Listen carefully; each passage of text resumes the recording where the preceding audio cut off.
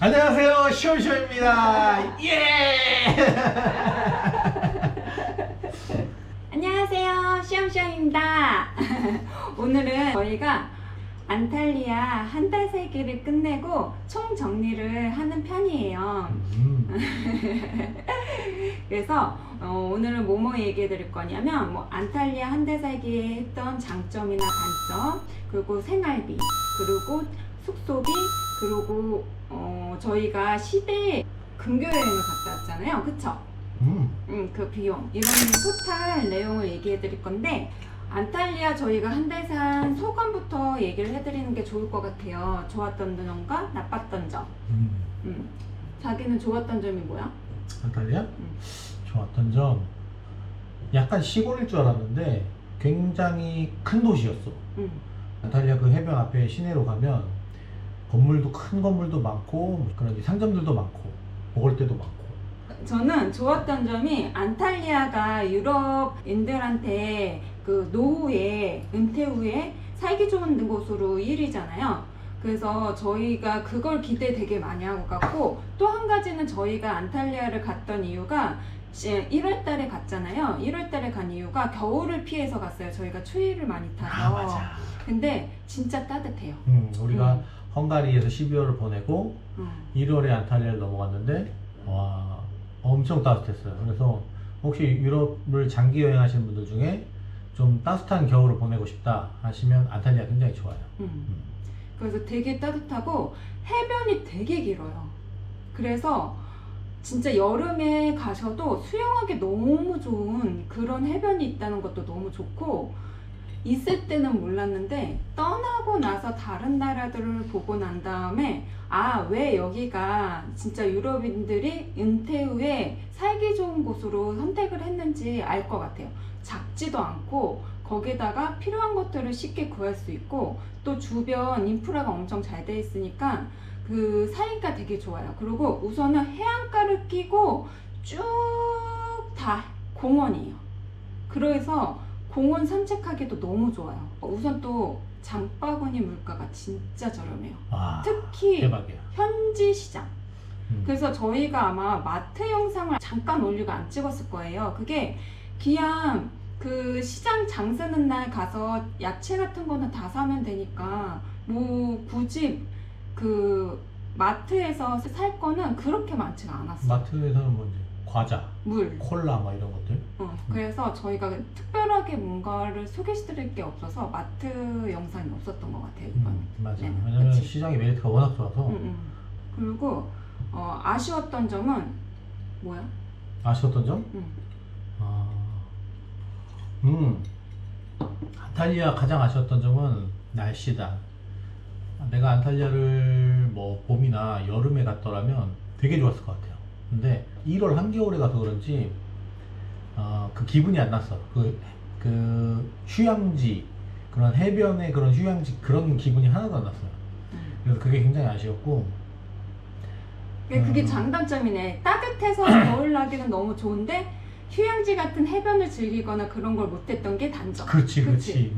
안탈리아 자체는 너무너무 예쁜데. 지나보면 생각드는 게 굉장히 좋았어요.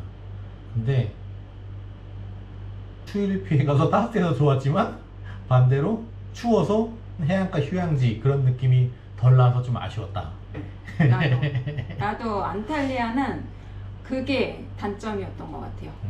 다른 거는 그 치안이나 이런 것도 별로 신경 안 쓰고 다녀도, 제가 혼자 다니는 영상이 있을 거예요. 여자 혼자 다녀도 불편하거나 호객행위를 하거나 이상한 사람들이 와서 말을 걸거나 그런 게 거의 없어요.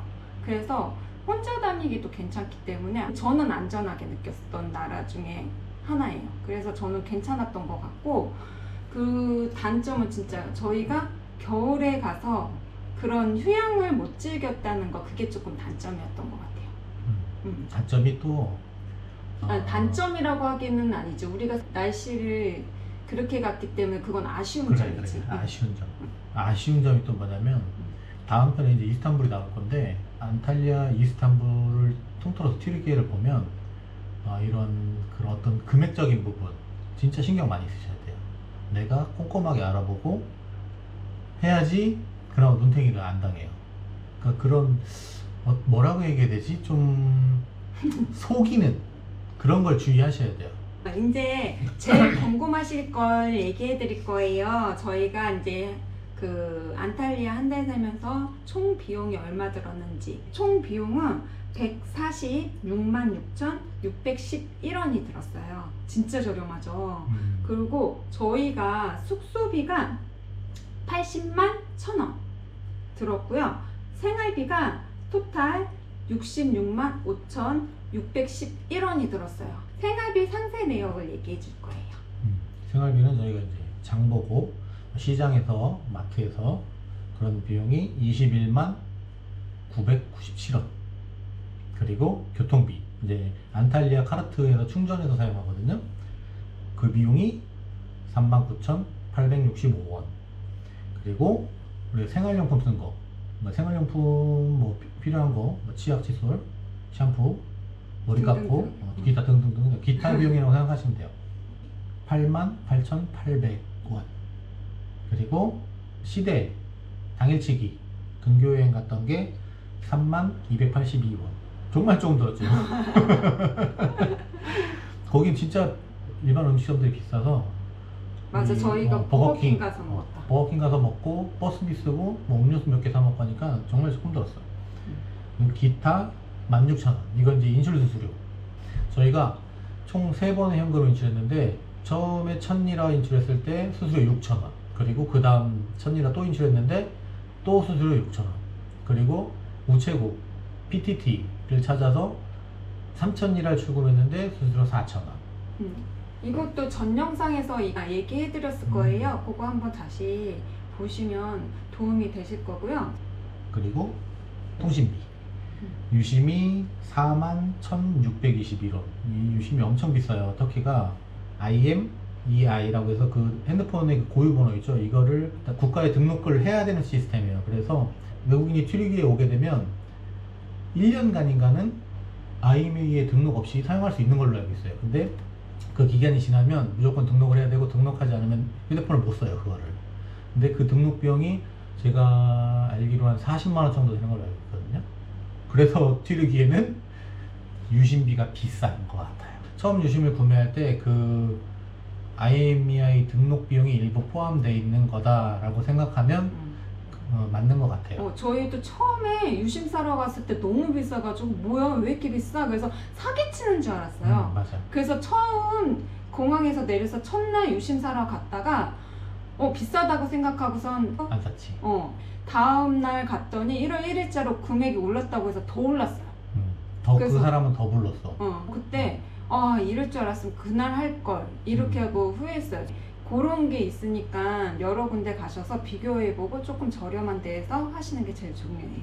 이거는 이제 그 초기 등록 비용이라고 생각하시면 되실 것 같고, 그 다음 달 이제 저희가 이스탄불에서 탑업 그 충전해서 사용했을 때는 엄청 저렴하게 했어요. 맞아. 10,000원이 안 드는 돈이었을 거야 아마. 그래서 튀르기의 통신요금은 이제 이런 게 있다. 그 이제 국가적인 그런 이제 세금 정책이겠죠. 맞아. 그런 것 때문에 그러니까. 음. 그리고 외식은 23만 8,045원. 우리가 외식도 굉장히 많이 했는데 생각보다 많이 안 나왔어요. 우리가 그 처음 외식했던 그게 한 6만 원 가량 됐었는데 그걸 빼고 생각하면 정말 저렴하거든요. 맞아. 이렇게 해서 토탈 비용이 66만 5,611원. 정말 저렴하게 유럽 저희가 3개국에서 좀 많은 비용이 들어갔던 거를 여기에서 보완됐던 것 같아요. 그렇지. 너무 저렴했기 때문에. 맞아. 그래서 또 다른 나라에 가서 재밌게 놀 수 있는 그래서 이렇게 저희가 한 달을 생활했고요. 안탈리아의 꿀팁을 말씀드릴 건데요. 안탈리아만이 아니라 그 튀르키예 자체가 버스 시간이 정확하지 않아요. 구글에도 안 맞고 그 어플을 깔아도 정확하게 맞지 않아요. 시티매퍼도 안 맞고 다 안 맞아요. 그 여행자들은 다들 알고 계시더라고요. 어떠한 어플도 튀르키예의 버스 시간을 맞출 수 없다. 그래서 저희가 막 1시간씩 버스를 기다린 데도 되게 많고 그리고 그냥 보통 뭐 30분, 40분 이거는 그냥 기본이에요. 그래서 버스 노선이 있는 쪽으로 집을 얻으시면 안 돼요. 조금 내가 그래도 도보로 걸어 다닐 만한 곳에서 집을 구하시는 게 가장 좋습니다. 맞아. 시내에서 가까운 데를 얻는 게 좋고 트램은 정확하거든요. 맞아. 트램 트램 가까운 데를 하든지 아니면 그 중심가에서 가까운 데. 그리고 저는 한 군데 또 추천해드리고 싶은 데가 두댐폭포. 그쪽에다 집어넣는 것도 괜찮아요. 거기가 앞쪽이 완전 다 공원이에요. 그리고 그쪽. 그쪽이 집들이 좀 깔끔하더라고. 어. 우리나라 이렇게 맨션 같은 느낌으로 단지가 쭉 돼 있어가지고. 맞아. 거기가 되게 집도 좋은 집도 많고 저희는 조금 저렴한 데 얻는다고 조금 안쪽으로 들어갔는데 거기가 그 터키 신도시가처럼 집을 막 짓고 있는 그런 데였어요. 저희가 있었던 데가. 근데 버스를 타고 시내를 가야 되니까 이게 진짜 불편했어요. 고생했지. 버스 때문에. 그래서 우리가 거기서 많이 배웠지. 앞으로는 그 2번 갈아타야 되는 그런 곳은 절대 가지 말고. 그건 이제 파리에서 배웠고. 안탈리아 와서는 조금 더 가깝게 집을 잡아야겠구나. 맞아. 버스 때문에 너무 고생을 많이 해서 그 저희가 안탈리아에 있을 때 좋은 기억이 아니었었어요. 근데 나와서 시간이 지나 보니까 안탈리아 참 이쁜 도시라는 생각이 들었던. 맞아. 맞지? 이게 시간이 지나면서 안 좋았던 기억은 흐려지고 좋았던 기억만 좀 많이 남는 것 같아. 특히 이제 맞아. 우리가 영상을 편집하고 이러면서 이제 다시 보니까 그랬던 것 같아요. 맞아요. 집을 최대한 관광지에 가까운 데다 얻어야 된다는 거. 위치 좋은데 조금 돈을 투자하더라도. 근데 솔직히 터키가 진짜 볼 때는 진짜 많아요. 맞아. 저희가 갔다 왔던 나라예요. 그 튀르키예가. 그래서 그때 좋았어서 한 번 더 간 거거든요. 그때 우리가 이제 패키지 여행으로 14박 15일인가 가서 열기구도 타보고 뭐 했었던 맞아. 거 기억이 나는데 굉장히 좋았어요. 그리고 1,000원짜리 그 아직도 기억이 나요. 1,000원짜리 케밥을 길거리에서 이렇게 사 먹었는데 너무 맛있었어. 그래서 진짜 이 튀르키예에 대한 기억이 엄청 좋았어. 도시마다 느낌이 진짜 달라요.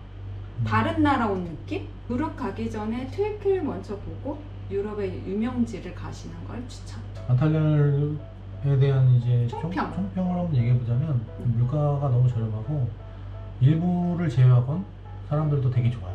너무 좋아. 진짜 정이 넘치는 거. 딱 겪어보면 아는 그런 느낌, 그런 뉘앙스라든가 이런 게 정말 친절하고 인간적이고 그래서 정말 좋은 도시. 우리나라 시골의 정을 느낄 수 있는 나라? 만약에 한 달 살기 안탈리아 가신다고 하면 저는 추천이에요. 나도 추천. 오늘의 영상은 여기까지 할게요. 안녕. 다음 영상에서 봬요. 모두 즐거운 여행 되세요. Make sure you don't spend it too soon. Fuck that, I'll do what I wanna do. I got a different path from everyone, and that includes you. Who are you to tell me how to live?